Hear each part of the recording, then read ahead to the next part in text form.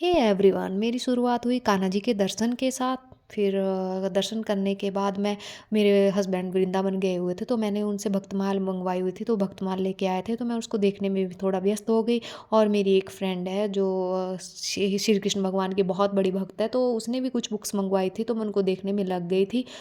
फिर बुक्स देखने के बाद मैंने उनको फिर से पैक कर दिया और फिर नहाने के बाद मैंने थोड़ी देर नाम जप किया। वैसे तो नाम जप हमारी दिनचर्या का हिस्सा होना चाहिए, पर कभी कभार मेरे से भी छूट जाता है।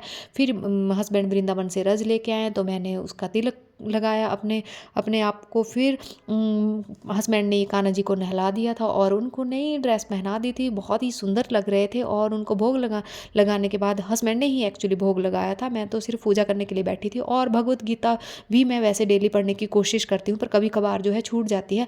पर अगर हमसे छूट भी जाती है तो ऐसा मन उदास नहीं करना चाहिए, क्योंकि हमें फिर से मतलब रूटीन में लाना चाहिए। कभी कभार हमारा मन ऐसा हो जाता है कि हम उसके बाद ना, जब रूटीन टूट जाती है कि उसके बाद पढ़ने का मन नहीं करता है, पर हमें ये नहीं करना चाहिए। रूटीन टूटती है फिर भी मन को मनाना चाहिए और फिर से वही दिनचर्या वापस से करनी चाहिए। फिर सूर्य भगवान को जल अर्पित करने के बाद यहाँ पर पेंटर लगे हुए थे, तो उनके लिए चाय बनाई। और फिर मैं और दक्षु निकल पड़े शॉपिंग करने के लिए, क्योंकि हमारे घर में शादी आ रही है। तो और यहाँ तो मिठाई के डिब्बे आ रहे थे और मेरे मुंह में पानी आ रहा था।